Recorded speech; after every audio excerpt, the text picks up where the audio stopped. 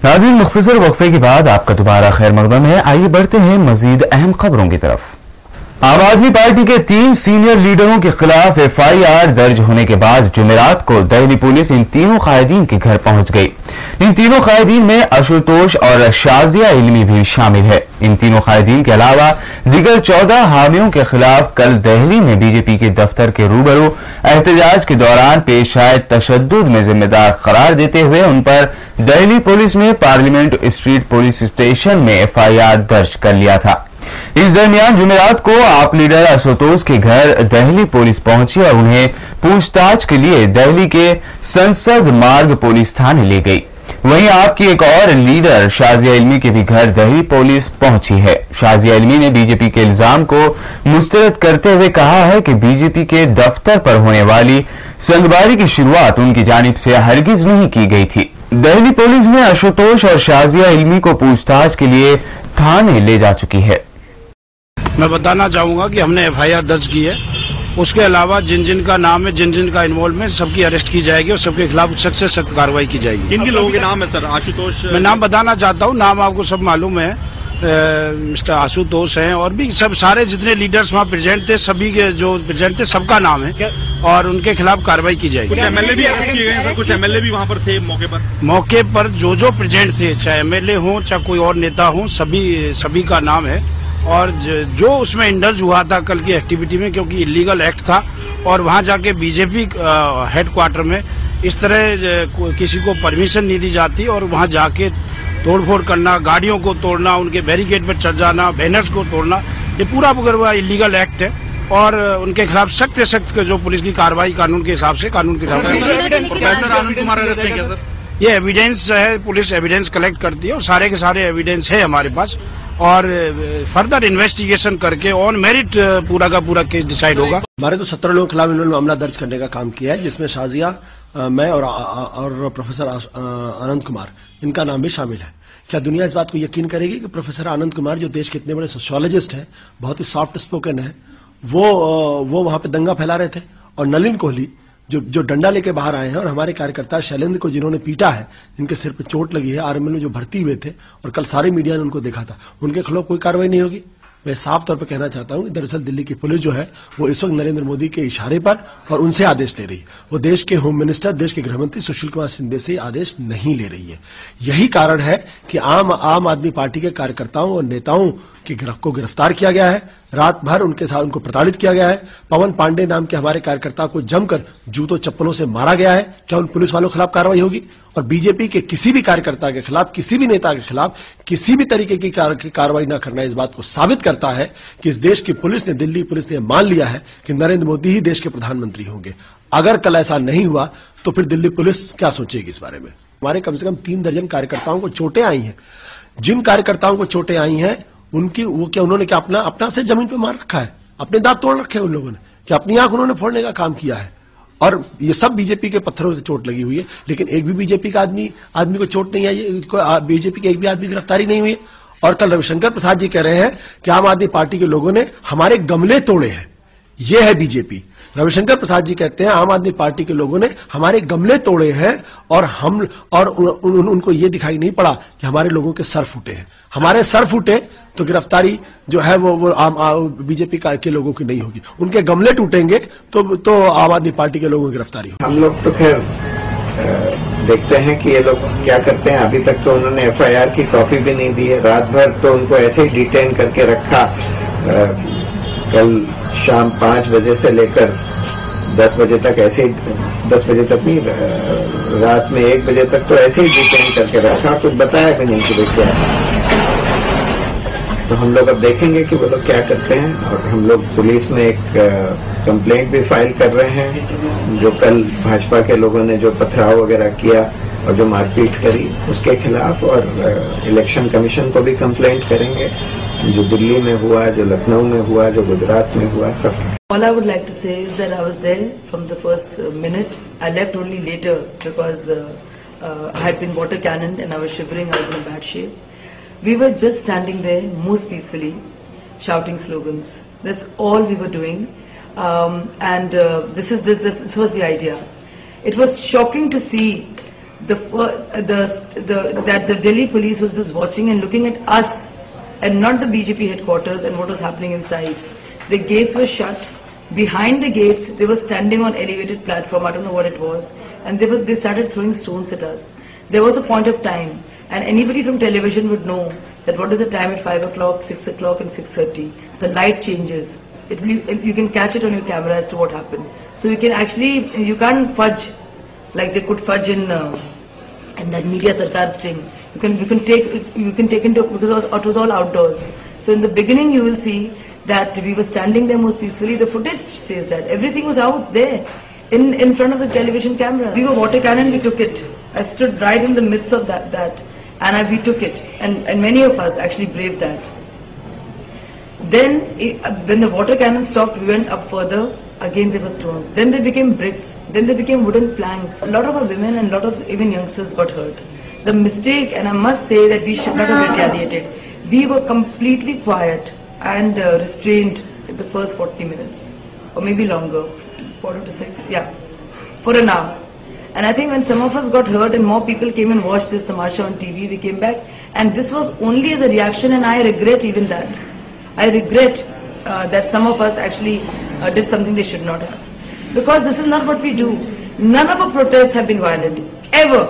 We say, pitenge, lekin pitenge nahi. But police has moved against only us.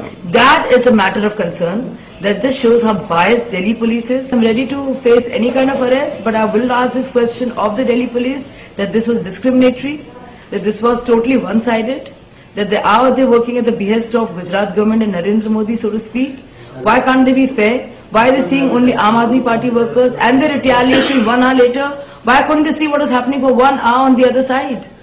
So this is really a big shocker, and we will take it up. Delhi में आप और BJP कारकुनों के दरमियान होने वाले पथराव के वाक़े पर अरविंद केजरीवाल ने एक बार फिर माफी मांगते हुए पार्टी कारकुनों से किसी भी हालत में तशद्दुद न करने की अपील की है। गुजरात के भुज में जुमेरात को केजरीवाल ने कहा कि उन्हें पता चला है कि कुछ आप कारकुनों ने जवाब में तशद्दुद किया है, जिसके लिए वो फिर से माफी मांगते हैं। केजरीवाल ने कहा कि वो सच्चे रास्ते पर चल रहे हैं, तो ऐसी मुश्किलात आएंगी और इसके लिए तैयार रहना चाहिए, लेकिन तशद्दुद का रास्ता इख्तियार हरगिज नहीं करना चाहिए। मेरठ में पाकिस्तानी टीम की हिमायत करने पर 66 कश्मीरी तालिब इल्मों के खिलाफ मुल्क से गद्दारी का मुकदमा दर्ज किया गया है, जिसके बाद यहां का माहौल कशीदा हो गया है। मेरठ में एक प्राइवेट यूनिवर्सिटी के तुलबा पर इल्जाम है कि एशिया कप में हिंदुस्तान पाकिस्तान मैच के दौरान पाकिस्तानी टीम के हक में ये तुलबा नारेबाजी कर रहे थे। इतवार को यूनिवर्सिटी के तालिब इल्म कम्युनिटी हॉल में टीवी पर हिंदुस्तान पाकिस्तान का मैच देख रहे थे। टीम इंडिया के मैच हारने के बाद अचानक वहां माहौल बिगड़ गया और तालिब इल्मों के 2 ग्रुपों के दरमियान पत्थरबाजी भी हुई। यूनिवर्सिटी ने 66 कश्मीरी तालिब इल्मों को पाकिस्तानी क्रिकेट टीम की हिमायत करने के इल्जाम में मुअत्तल भी कर दिया है। जहां तक देशद्रोह का प्रश्न है, ये तो अक्षम्य है। देशद्रोह के मामले में तो कोई भी किसी तरह की छूट दी नहीं जा सकती, लेकिन ये जांच पूरी चलेगी। जांच पूरी होने के बाद ये पता चलेगा भाई कौन लोगों का किसकी कितनी गलती है, और उसके बाद भी, क्योंकि छोटा मोटा मामला नहीं है, ये एक बड़ा मामला है, इसके लिए कोई इंडिविजुअल किसी को अधिकार नहीं है कि उस पर निर्णय ले।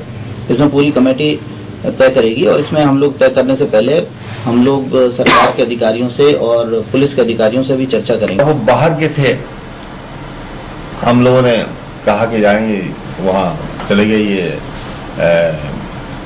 दिल्ली। हमने यहाँ से एस्कॉर्ट करा दिया था पुलिस से कि रास्ते में कहीं न जाइए, तो एस्कॉर्टेड। और हमारे स्टाफ के 2 सीनियर अफसर्स भी साथ बैठ गए थे कि कहीं कोई चीज रास्ते में गड़बड़ ना हो।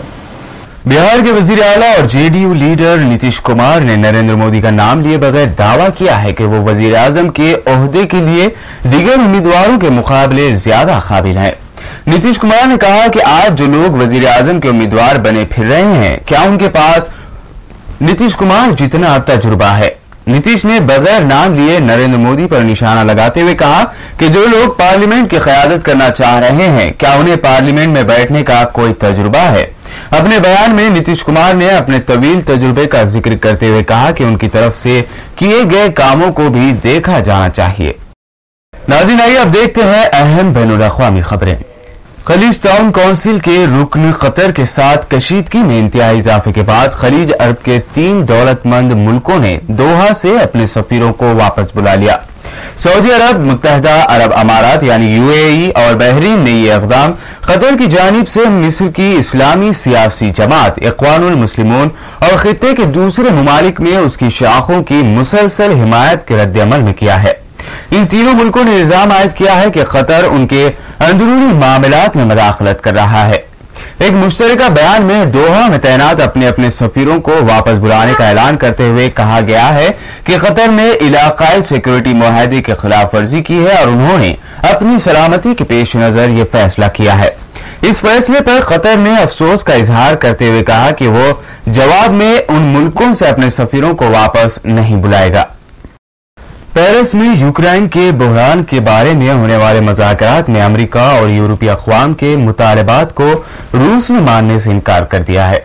इसी मुनासिबत से मज़ीद बातचीत आज जुमेरात को भी जारी रखी गई। अमेरिकी वज़ीर ख़ारिजा जॉन कैरी के मुताबिक बातचीत में मामूली सी पेशरफ्त जरूर हुई है। कैरी ने मुज़ाकराती अमल को तामीरी करार देने के अलावा बातचीत के सिलसिले को जारी रखने का अंदिया भी दिया।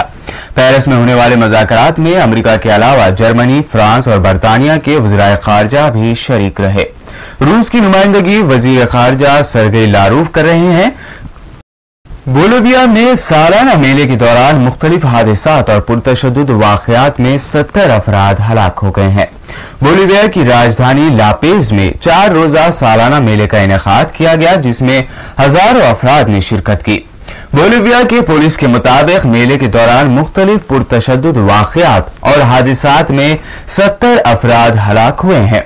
बोलिविया के वज़ीर दाखिला का भी कहना है कि ज्यादातर अमवात ट्रैफिक हादसात की वजह से पेश आए। और अब आखिर में हेडलाइंस पर एक और नजर।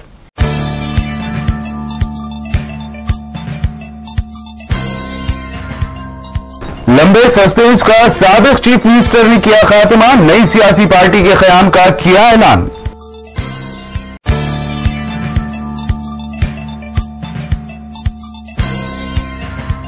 रियासत की तकसीम के खिलाफ कांग्रेस के लीडरों का पार्टी छोड़ने का सिलसिला जारी। अब पुरंदेश्वरी ने लिया पार्टी छोड़ने का फैसला, बीजेपी में होंगी शामिल।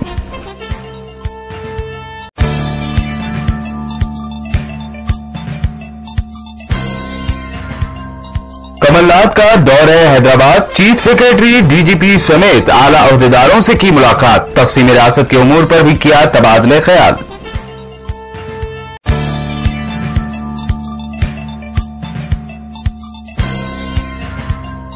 किरण कुमार रेड्डी ने वजीर आला के ओहदे पर आखिरी दिनों में कमाए 10,000 करोड़, वरा प्रसाद ने लगाया साबिक वजीर आला पर इल्जाम।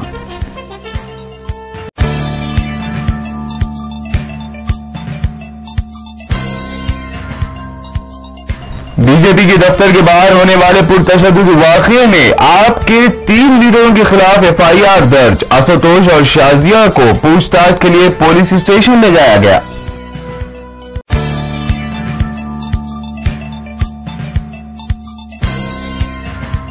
इंडिया पाकिस्तान मैच के दौरान पाकिस्तानी टीम की हिमायत करने वाले तुलबा पर गद्दारी का मुकदमा हुआ दर्ज, 67 कश्मीरी तुलबा को यूनिवर्सिटी से भी किया गया मुअत्तल।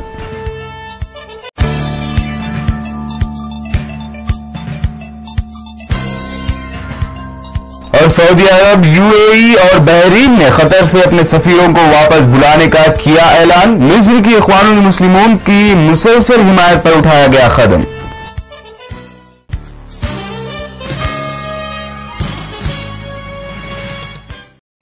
कशिश खबरनामे में अब वक्त हुआ है आपसे विदा लेने का। उर्दू टीवी पर ताजा तरीन खबरों और दिलचस्प प्रोग्राम का सिलसिला जारी है। फिलहाल फरहाद को दें इजाजत। अल्लाह हाफिज।